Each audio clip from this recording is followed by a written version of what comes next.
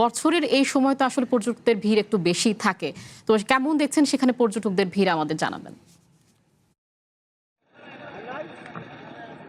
হ্যাঁ, আয়শা, ধন্যবাদ আপনাকে। আপনাকে একটু যদি প্রথমেই বলি, যেহেতু আজকে ছুটির দিন, সুনামগঞ্জের টাঙ্গুয়ার হাওর সহ হাওর কেন্দ্রিক যে পর্যটন এলাকাগুলো রয়েছে সেই সব এলাকায় কিন্তু পর্যটকদের উপচে পড়া ভিড় আপনি নিশ্চয়ই দেখতে পাচ্ছেন। এখানে যদিও আমরা এখন পর্যন্ত টাঙ্গুয়ার হাওরের যে ওয়াচ টাওয়ার এলাকা সেখানে যেতে পারিনি, কারণ সেখানে ইঞ্জিল চালিত নৌযান কিন্তু একেবারে নিষিদ্ধ, আপনি জানেন, যেহেতু সেটা সংরক্ষিত এলাকা। তো এই মুহূর্তে আমরা টাঙ্গুয়ার হাওরের পাশের ঠিক মাতিয়ান হাওরে অবস্থান করছি। এখানে নিশ্চয়ই দেখতে পাচ্ছেন, এখানে প্রায় আমরা অনুমান করেই বলতে পারি প্রায় 2 থেকে 250 বিলাসবহুল হাউস বোট ছাড়াও ছোট বড় হাউস বোট রয়েছে। এখানে দেশের বিভিন্ন প্রান্ত থেকে কিন্তু পর্যটকরা আসছে। সুনামগঞ্জ থেকে তাহিরপুর থেকে তারপর হাউস বোট করে এই যে পর্যটকরা তারা হাওরের যে সৌন্দর্য সেটা উপভোগ করছে। অন্যদিকে টাঙ্গুয়ার হাওর ছাড়াও যদি বলি, নীলাদ্রি লেক, শহীদ সিরাজ লেক, বারিকেটিলা, জাদুকাটা নদী, এইসব জায়গায়ও কিন্তু এখন পর্যটকরা একেবারে উপচে পড়া ভিড় বলা যায়। তো আপনি নিশ্চয়ই ছবিতে দেখতে পাচ্ছেন,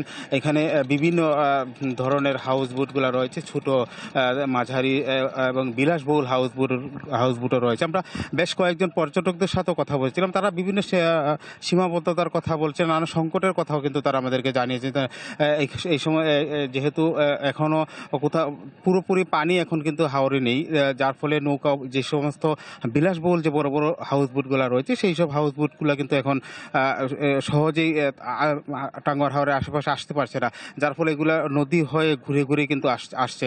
আর অন্যদিকে যে সমস্ত মাঝারি নৌযানগুলো রয়েছে তারা কিন্তু সরাসরি তাহিরপুর হয়ে টাঙ্গুয়ার হাওরে সহজে প্রবেশ করতে পারছে। তো আরও যে সমস্ত এলাকা রয়েছে সেই আমরা শুধু এই মুহূর্তে রয়েছে টাঙ্গুয়ার হাওরের আশেপাশে যে হাওরগুলো রয়েছে সেই সব এলাকায়। অন্যান্য দিকেও যেমন তাহিরপুর ছাড়াও মধ্যনগর, ধর্মপ্রাসাদ থেকেও আমরা দেখেছি প্রায় শতাধিক হাউস বোট নিয়ে এসেছে পর্যটকরা। তো এখন যত পানি বাড়ছে ততই কিন্তু পর্যটকের সংখ্যা আমরা দেখছি ততই কিন্তু বাড়ছে। আর যেহেতু শনিবার, এই 2 দিনই কিন্তু পর্যটকদের উপচে পড়া ভিড় থাকে এবং এই সময়টাতে নৌযান মালিকরা এবং শ্রমিকরা কিন্তু তাদের যে ব্যবসা সেই ব্যবসাও কিন্তু একেবারে ভালো করে।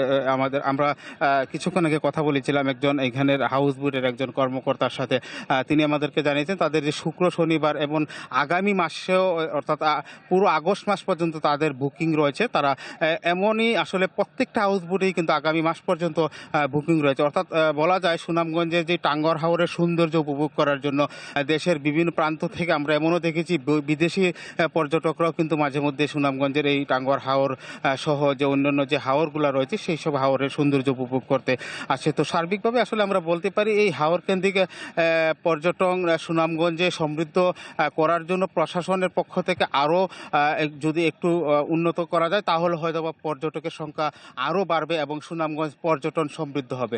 এই ছিল সুনামগঞ্জের টাঙ্গুয়ার হাওর থেকে সর্বশেষ। জাকির হোসেন, আপনাকে ধন্যবাদ।